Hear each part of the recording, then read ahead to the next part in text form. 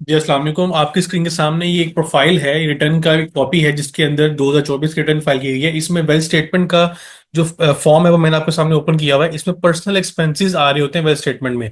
इस बंदे ने अपनी रिटर्न फाइल करते हुए क्या गलती की, ये पर्सनल एक्सपेंसेस में जो डिस्क्रिप्शन में जाके सारे एक्सपेंसेस एक ही हेड में डाल दिए ओके है, other personal slash house hold expenses. दूसरी तरफ ये प्रोफाइल है जिसमें अमाउंट तो तकरीबन उसके आसपास ये सब 17 लाख की इसकी अमाउंट है टोटल एक्सपेंसेस की, और ये 15 लाख की है। लेकिन उस 17 लाख का फर्क ये है कि इसमें हर चीज का ब्रेकअप अवेलेबल है जो कि उस बंदे के पास अवेलेबल था। तो अगर देख के हम ये डिसाइड करना चाहें कि किस प्रोफाइल के ऊपर एफबीआई नोटिस कर सकता है, तो ऑब्वियसली वो ये वाली प्रोफाइल होगी, क्योंकि इसमें कहीं डिटेल नहीं पता एफबीआई को कि जब कमिश्नर उसकी रिटर्न रिव्यू करा है तो उसको नहीं पता है 15 लाख में क्या क्या चीजें शामिल हैं।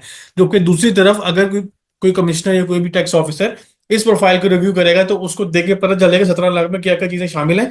तो वहां सारी चीजें क्लियर हो जाएंगी, तो आपको शो कॉज नोटिस या जो भी एक ऑडिट का नोटिस है वो रिसीव नहीं होगा। आज की वीडियो हमारी इसी टॉपिक के ऊपर है। एफबीआई ने अब नोटिस इशू करना स्टार्ट कर दी हैं ऑन पर्सनल एक्सपेंसेस। जो लोग अपनी रिटर्न में एक ही टैब में सारी अमाउंट डाल रहे हैं या डालते रहे हैं, जिन्होंने 2024 रिटर्न फाइल की है, अभी 60 डेज का टाइम है आपके पास, अपनी रिटर्न अभी रिवाइज कर सकते हैं।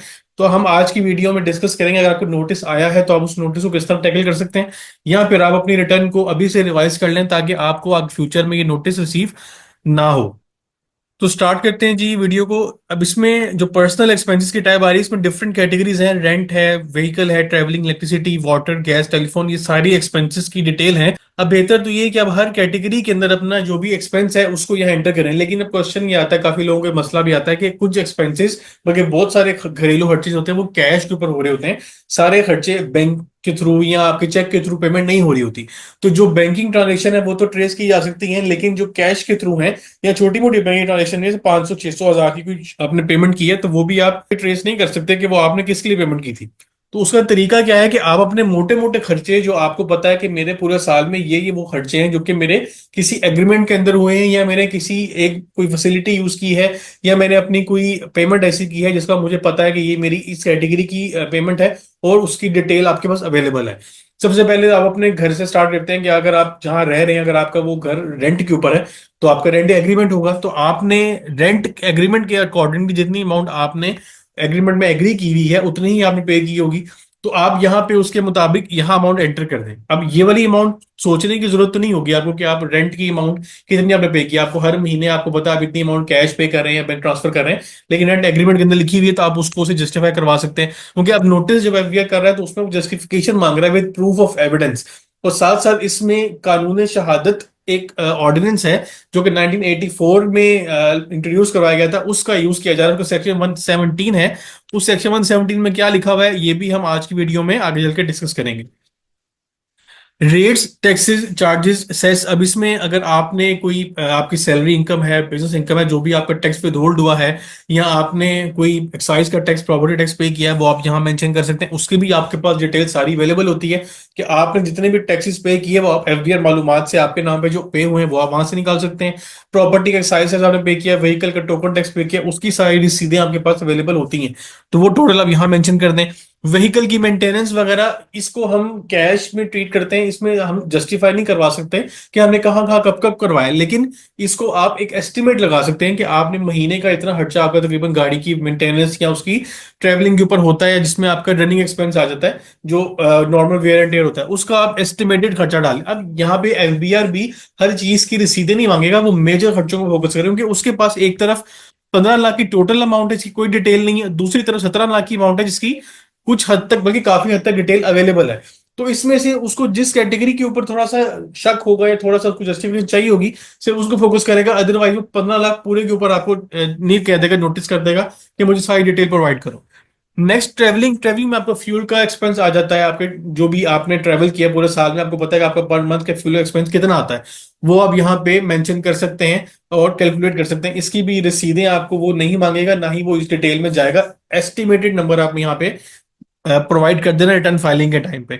साथ साथ अगर नोटिस में आपसे वो मांग रहा है तो नोटिस में भी आपको जो चीजें मैं अभी बता रहा हूँ सिर्फ उन्हीं की डिटेल आप प्रोवाइड कर सकते हैं, बाकी डिटेल आप प्रोवाइड नहीं कर सकते। लेकिन आपको नोटिस में जब रिप्लाई करना है तो इन जो हेड्स यहाँ पे अवेलेबल हैं आपके फॉर्म में, उन्हीं हेड्स में उनको एक्सपेंसेस को डिवाइड करना, फिर उसको बताना है।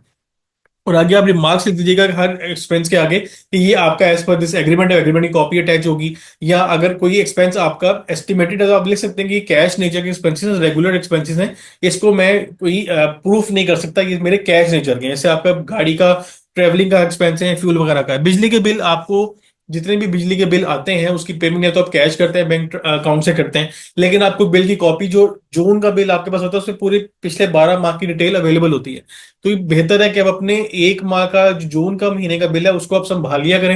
या अगर नहीं भी आपके पास पड़ा हुआ तो आप एटलीस्ट अपने किसी भी रिसेंट मंथ की बिजली का बिल भी उठाएं, तो उसमें पिछले 12 महीनों की डिटेल आ रही होगी। तो आप जितने महीनों की डिटेल आ रही है वो तो एक्चुअल डाल दें, जो 2-3 माह की डिटेल अवेलेबल नहीं है वो आप एस्टिमेटेड बेसिस के ऊपर एवरेज करके डाल सकते हैं। पानी का बिल भी आपको आता है, गैस का बिल भी आता है, टेलीफोन का पीटी सेल का या जो भी आपने इंटरनेट कनेक्शन लगवाया हुआ है उसका बिल भी आपको मंथली रिसीव होता है। वो आप उसकी सारी हिस्ट्री अपने अकाउंट में जाके चेक कर सकते हैं। तो ये भी एक डेफिनेट नंबर है जिसके अंदर आपको कोई मसला नहीं हो सकता कि आपको पता ना चले कि आपने कितनी अमाउंट पे की है। एसेट इंश्योरेंस, अगर आपने कोई इंश्योरेंस करवाई हुई है तो उसकी डिटेल भी आपके पास होगी, इंश्योरेंस कंपनी का ऑफर लेटर होगा आपके पास, जो आपने प्रीमियम पे किया है उसकी डिटेल होगी, वो भी आप यहाँ पे उसको बता सकते हैं। मेडिकल, ये एक एक्सपेंस है जो कि अगर आपने अनलेस कोई मेजर ट्रीटमेंट करवाया है उसका बिल तो आपको याद होगा कि आपने इतना पैसे खर्च किए, लेकिन अगर रेगुलर नेचर के एक्सपेंसेस हैं वो आप उसको कैश बेसिस पे ट्रीट करवा सकते हैं एस्टिमेशन के ऊपर। एजुकेशनल, अब ट्यूशन फी आपने अपनी अगर एग्जाम फी वगैरह को पे की है या आपने अपने बच्चों की फी पे की है ट्यूशन की, उसकी भी पर मंथ डिटेल आपके पास अवेलेबल होती है। आप पूरा डाटा या तो स्कूल से भी रिक्वेस्ट कर सकते हैं कि आपको एक सर्टिफिकेट दे दें या पूरे साल की डिटेल दे दें, या आपके पास खुद भी पता होगा कि आपके बच्चे की फीस कितनी है, तो आप कैलकुलेट कर सकते हैं। क्लब की मेंबरशिप अगर आप कोई पे करें तो उसका भी क्लब का मेंबरशिप का कार्ड होता है या कुछ का फॉर्म होता है, सर्टिफिकेट होता है, तो उसके ऊपर सारी डिटेल्स मेंशन होती हैं। आपने जो क्लब की मेंबरशिप ली होगी उसमें सारी क्लॉजेस के अंदर लिखा होता है कि आप इतने पैसे पे कर रहे हैं या आपने अपफ्रंट इतनी पेमेंट की थी, वो भी आप बिल्कुल सही तरीके से एस्टिमेट कर सकते हैं। फंक्शन गैदरिंग, ये अगेन आपका अगर कोई मेजर फंक्शन हुआ है तो वो आप इसमें डाल सकते हैं, लेकिन रेगुलर नेचर की गैदरिंग जो होती हैं वो आप इसमें कैश बेसिस पे, एस्टिमेशन की बेसिस पे ट्रीट करवा दें। डोनेशन, जक़ात, annuity, profit on debt, life insurance, अब ये डोनेशन को छोड़ के बाकी सारी चीजें तो आपके सामने आपको अवेलेबल होंगी, रसीदें आपके पास पड़ी होंगी कि आपने जक़ात कितनी पे की, आपने एन्युटी, अगर आपने कोई म्यूचुअल फंड में इन्वेस्टमेंट की हुई, एन्युटी फंड में इन्वेस्टमेंट की, वहां पे आपने कितने पैसे डाले, प्रॉफिट आपने मार्कअप कितना पे किया, वो आपके मार्कअप पेमेंट तो आपके अकाउंट से होती है, वो वहां पे आ रही होगी आपके अकाउंट स्टेटमेंट में। लाइफ इंश्योरेंस का प्रीमियम आपको पता होगा कितना पे किया। डोनेशन की अमाउंट तो इतनी बड़ी नहीं होगी, तो मेजर कैटेगरी तो आपको यहाँ पे पता है जो आपने पे किया। इसके अलावा other personal house hold expense, अब यहाँ देखें इस बंदे ने सिर्फ 11,000 रुपया यहाँ पे डाला है other personal house hold expenses के अंदर, लेकिन इस प्रोफाइल में देखें तो ये 15 लाख रुपया है। तो नोटिस तो लाजमी आना ही है इस बंदे को, जिसने इस तरह की गंदी हरकत की है अपनी रिटर्न में, तो वो लाजमी है फिर उसको नोटिस करेगा। लास्ट में जाके अगर आपने कोई कंट्रीब्यूशन वगैरह, इसी जैसे आपको अकाउंट स्टेटमेंट में एक ऐसी फिगर्स आ रही होती है ना जो क्रेडिट हो रही होती हैं, जो आपके भाई ने आपके अकाउंट में पैसे ट्रांसफर कर दिए, कोई फंड उसमें आपको फंड शेयरिंग कर ली, एक्सपेंसेस के अंदर शेयरिंग कर ली, आपने अपने फादर अकाउंट में पैसे ट्रांसफर किए, तो जो क्रेडिट इस तरह के आ रहे होते हैं जो इंटरनल फैमिली मेंबर्स आपस में कर रहे होते हैं, वो उसको एज अ कंट्रीब्यूशन ट्रीट करें। वो आपकी इनकम नहीं है, एज अ कंट्रीब्यूशन है। वो लास्ट जो हेड है आपका इसीलिए है कि अगर आपके टोटल खर्चों में से किसी फैमिली मेंबर ने कंट्रीब्यूट किया है तो आप उसको यहाँ दिखा दें। अब नेट करके आपका 17 लाख यहाँ पे इस तरह पूरा हो जाएगा। अब ये डिटेल अगर आपने इस फॉर्मेट में दी होती तो नोटिस आपको ना आया होता, लेकिन अगर अभी तक आपको नोटिस नहीं आया तो बेहतर है कि आपने इस फॉर्मेट के अंदर अगर अपनी रिटर्न फाइल की है तो अपनी रिटर्न को भी रिवाइज कर लें। 60 दिन का टाइम आपके पास अवेलेबल है ताकि आपको ये वाला मसला ना फेस करना पड़े। अब लास्ट में हम डिस्कस कर लेते हैं जो कानून शहादत है, जिसको बेस बना के नोटिस के अंदर इसको लिखा जा रहा है। उसका आर्टिकल नंबर 117 है जो है बर्डन ऑफ प्रूफ। इसमें ये लिखा हुआ है कि अगर कोई एक बंदा किसी चीज की एग्जिस्टेंस के ऊपर अश्योरेंस दे रहा है कि हाँ ये चीज एग्जिस्ट करती है और वो गवर्नमेंट को कोई डॉक्यूमेंट प्रोवाइड करता है, कल गवर्नमेंट का कोई बंदा या कोई अथॉरिटी उस पर क्वेश्चन करती है तो उसको सही प्रूफ करने का जो ओनस है, जो जिम्मेदारी है, वो उस बंदे के ऊपर आएगी जिसने ओरिजिनली वो डॉक्यूमेंट सबमिट किया था, ना कि एक अथॉरिटी के ऊपर जो उस पर उसको जज कर रही है। इसी तरह ही जब आप अपनी रिटर्न फाइल कर रहे हैं तो आप डॉक्यूमेंट सबमिट कर रहे हैं एफबीआई को कि मेरी ये इतनी इनकम है, इतने एक्सपेंसेस हैं। तो यहाँ पे आपके ऊपर रिस्पॉन्सिबिलिटी आती है कि आप अपनी रिटर्न के अंदर जो आपने डाटा प्रोवाइड किया है उसको ठीक साबित करें। तो आर्टिकल 117 के अंदर रहते हुए वो आपके ऊपर इसका बर्डन डाल रहा है नोटिस में कि आप मुझे बताओ कि ये चीजें ठीक हैं, मुझे नहीं पता, मेरी इंफॉर्मेशन के मुताबिक ये गलत है। अब आपने साबित करना है कि ये गलत नहीं है, जो आपने लिखा है वो ठीक है। तो ये एक रिसेंट अपडेट थी रिगार्डिंग नोटिस जो कि एफबीआई ने अब इशू करना शुरू किया। ये हिस्ट्री में कभी ऐसा नोटिस रिसीव नहीं हुआ। हाउस होल्ड एक्सपेंसेस के ऊपर अब नोटिस करना शुरू कर दिया। इसकी रीजन ये है कि लोग क्या करते हैं कि अपनी इनकम को कम दिखाने के लिए वो अपने खर्चों को कम दिखा देते हैं। अगर खर्चे उन्होंने ज्यादा दिखाए होंगे तो उनको बैलेंस करने के लिए इनकम भी ज्यादा दिखानी पड़ेगी। तो यहाँ पे एक मिसमैच क्रिएट होता है जिसको रिकनसाइल करने के लिए लोग अपने खर्चे कम कर लेते हैं ताकि इनकम ज्यादा ना दिखानी पड़े। तो इस चीज को कैटर करने का तरीका यही है कि अपनी रिटर्न सही तरीके से इस फॉर्मेट के ऊपर डिटेल में सबमिट करें। लेकिन अगर आपको नोटिस आ गया है तो अभी भी आपके पास टाइम है, आप इस फॉर्मेट पे जाके अपना नोटिस का रिप्लाई बनाएं और हर डॉक्यूमेंट के अगेंस्ट उसका जो एविडेंस है जो आपके पास अवेलेबल है, जो एक लॉजिकल वे में अवेलेबल हो सकता है, वो आप उसको प्रोवाइड करें।